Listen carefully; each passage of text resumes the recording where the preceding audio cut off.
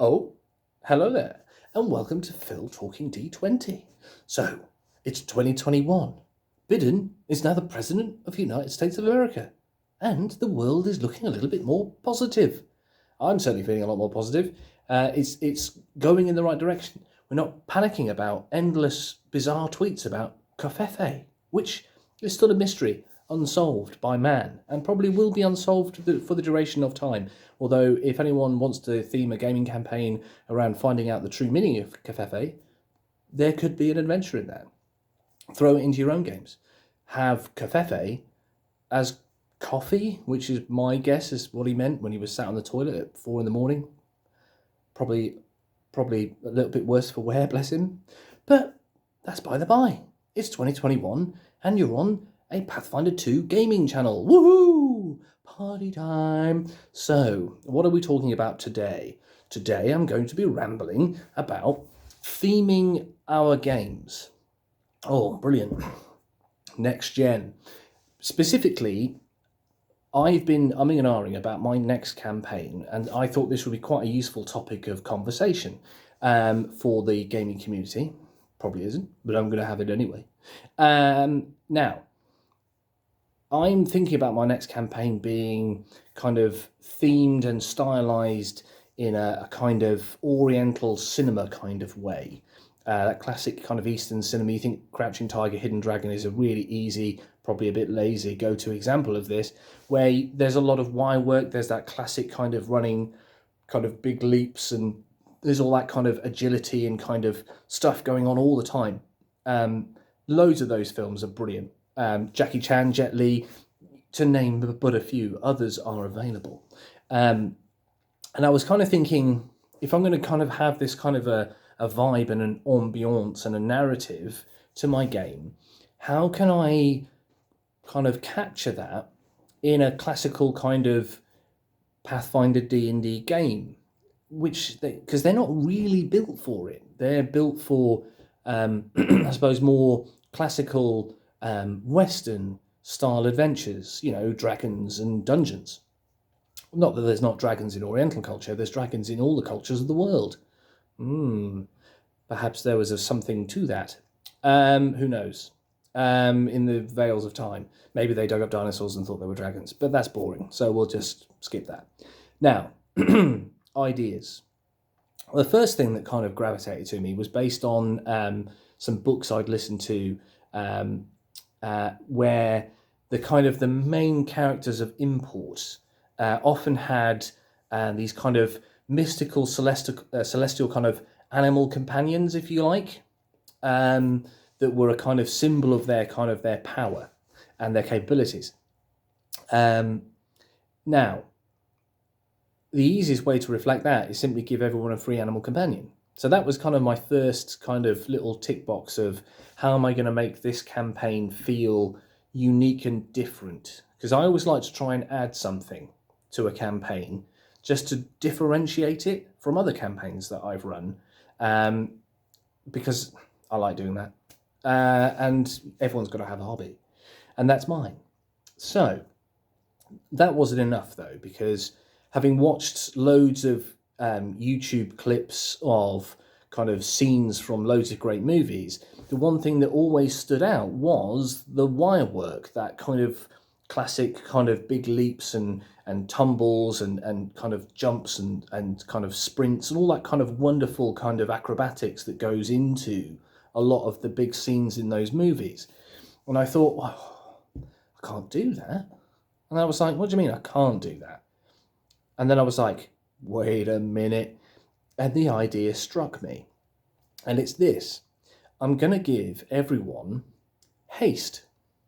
Now, effectively, what I'm actually doing is I'm going to give everyone who's playing a character a free action every turn. So it'll be a 4-action system, but the fourth bonus action, Christmas bonus.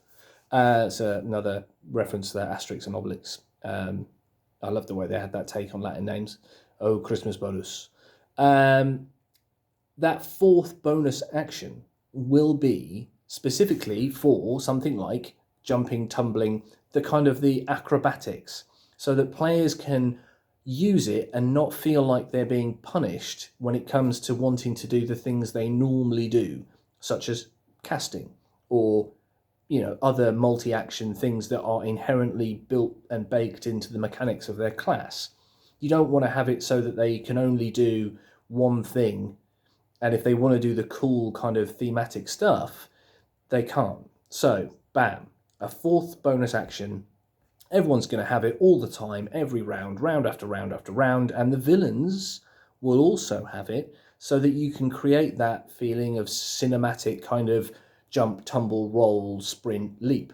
Now, that made a lot of sense until I kind of went, oh, but what about DCs? Because again, there's an element to say that it's very hard to suddenly spring 30 foot from tree to tree when you're looking at a DC 30. Check. And if you're level 3, you're going to be going, at some point I'll be able to do cool stuff. But that fourth action isn't going to feel like it should. It's not going to make you kind of achieve the things that you're kind of hoping to and imagining from that cinematic element. So here is my next caveat and addition to rules.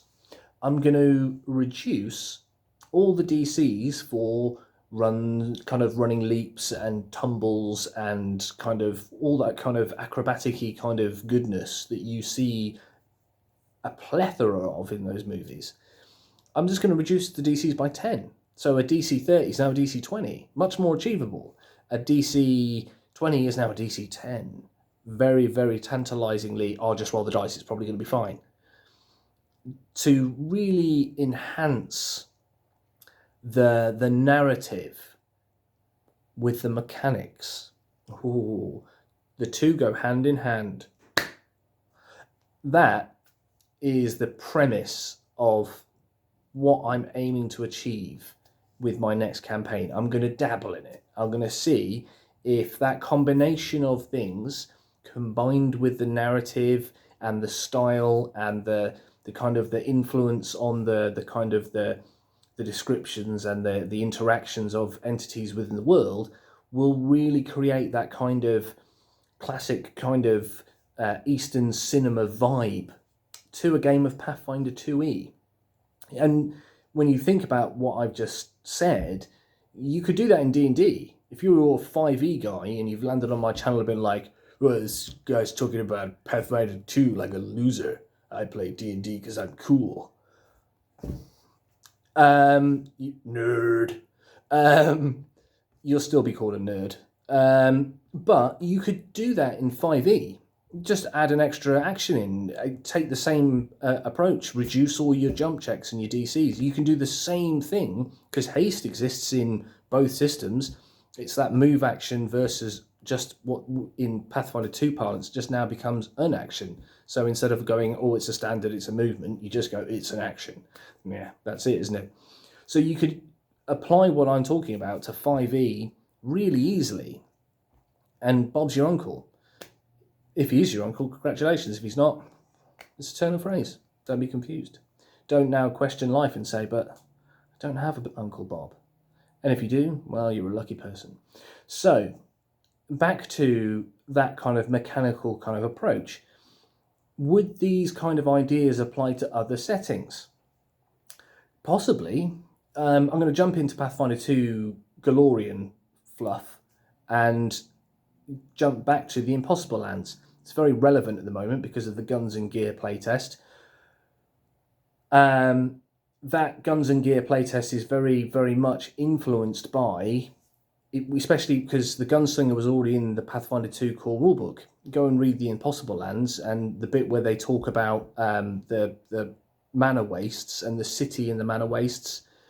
They're exactly where gunslingers and inventors come from because they don't have magic, so they've had to invent guns and use technology to survive in the magicless mana wastes created by the incredibly destructive magical wars between Nex and Geb, two magical superpowers where magic is completely saturating every element of life. I mean, they're called the Impossible Lands. Now, as a whole, to make it relevant to D&D players, Eberron, it's their take on Eberron. in a way. Eberron's brilliant. Love Eberron. A fantastic setting. Really popular. There's a great new book out on DM's Guild called Exploring Eberron. Really recommend it. That's right. I'm not exclusively a Pathfinder / Pathfinder 2 snob. I love the fluff and the flavour, and played a huge amount of 3rd and 3.5 edition D&D. So again, if you're kind of sat on the fence about Pathfinder 2, or in reverse, Pathfinder sitting on the fence about D&D, there's some brilliant settings and brilliant fluff and kind of world narrative that you can really get lost in for both. You know, don't exclusivize yourself. Especially as it's 2021, it's a new year, turn over a new leaf. Try Pathfinder 2. If you've never played it, if you've never played 5e, give it a dabble. Bugger about with the rules like I do, and see what happens. You might be impressed. Or you might do something that goes horribly wrong and everyone goes, well, probably won't do that again. But it might be funny, which is always the hope. So, looking at it from a perspective of the Impossible Lands and Nex and Geb, these two magical superpowers, what could we do with them? Well, you could maybe look at that reduced DCs idea, because magic is so commonplace and prevalent in those kind of countries. Why don't you just reduce all Arcana checks by 10? Because everyone is so experienced. If they have Arcana as a law, it's so commonplace and such a part of everyday life that would it really be a DC 25 when it might just be a DC 15 because it's now mundane and ordinary? Again, you know, looking at kind of like undead and going to, is it the Broken Lands? The place where there's loads of undead, and the tyrant, Whispering Tyrant, is currently running rampant against the Knights of Lastwall in the current 2e setting, right? If you're immersed in that and you've been born and raised in that land and you've been dealing with this constant, never-ending kind of churning risk and malingering menace of undead, is it going to be a DC 25 when it's something that's much more commonplace? Maybe not. So maybe that kind of idea of, well, actually, I'm going to just pull these DCs down from where the book says they are, because I think that people are more, from I suppose, a narrative meta perspective, aware of what's going on around them. But maybe if they've never encountered, say, outsiders or devils or demons, they're really, really, really rare. Maybe those DCs are actually maybe 5 higher, you know, because they've just never been a thing. You can chop and change these things to suit your kind of view of your world, and even to an extent how you interpret Golarion, or if you were looking at D&D, their kind of world settings, like the Forgotten Realms. So that's one example of that. But what about extra actions? What about other rules like dual classing and the free archetype rule? I mean, free archetype has become really popular. I mean, I did a video about it ages ago because obviously I was on the trend. Not many people watched it, so not many people knew I was on the trend. So I wasn't, because otherwise I would have been the trend setter as opposed to being simply aware of it before it became really, really a big deal. Free archetype's a brilliant thing, by the way. Just throw it in your games, never look back. But if you really want to go hard, what about Nex and Geb, these kind of super impossible lands, places? I mean, they're called the Impossible Lands. Go crazy. I mean, they're impossible. What about dual classing as just a thing in Nex and Geb? If you're from one of those countries, one being predominantly like all undead all the time, and the other one being all magic all the time, as well as the other one being also all magic all the time and undead. What a great combination. No wonder the mana waste happened. Like, think, I like to think of it as like Cold War Mother Russia versus like America. And they went nuclear, but they went magical nuclear, and created the mana waste. That's the best way to, I suppose, synopsis that. What about saying, all right, dual class, everyone gets a caster class. So you could be a fighter caster, or you could be a wizard sorcerer, or you could be a cleric witch, or something crazy like that, to really like amp up the mechanical experience of the narrative and world and roleplay experience, because the two are intrinsically linked. So don't be afraid to really kind of crank on both levers at the same time to double down and create an impact. I think that's what I'd like you all to do. Don't obviously feel you have to. If you just go, I quite like just playing it as is, and you genuinely are completely comfortable and happy with that, do it. But if you kind of go, but what if in this campaign I do this and it could be awesome, then do it. Don't, I see on Reddit all the time people being like, oh, I don't know whether I should use dual class. Why? Why shouldn't you? Do you know what I mean? Never stop yourself as long as you're consistent. So don't start a campaign as dual class and like 4 levels in be like, no, I hate you all. I'm taking away all your dual classes. No one's dual class anymore. Everyone is going to be pretty annoyed at that. So don't do that. And don't be like, oh yeah, all jump checks are DC 5. And then a character's just like, I'm going to jump across this ravine. And he rolls and you go, oh, that was a DC 30, your character's dead. Do you know what I mean? Be consistent. And that's kind of why I want to take the approach of simply either +10 to the players for their acrobatics and their jumps and their stunts, or -10 to the DC. But I will apply it without fail so that it's consistent. And as long as you're consistent and the thing that you're doing is equally affecting the players and the NPCs, it's fine, because that is a form of balance. So just because the player characters can all have 4 actions a turn isn't going to break the game, as long as there are enough themed and, I suppose, cinematically sensible and narratively kind of sensible villains that can also do that. You're not telling me that like a ninja of the Roshin clan, who is directly opposed to the will of the party, won't have 4 actions around where he can do crazy cool leaping somersault onto roof and then, get off 3 crazy tanto attacks or throw ninja stars like a ninja, because he is. Of course he can. Can he also be an orc? Yeah, why not? Do you know what I mean? As long as you're consistent with your narrative nonsense and your mechanical ideas that support that, the world's your oyster. And if your world actually is an oyster and your entire campaign is based around being in a world inside a giant oyster, then it is literally an oyster. So congratulations on that. And on that bombshell, it's time to leave. Bye-bye. It's not quite time to leave.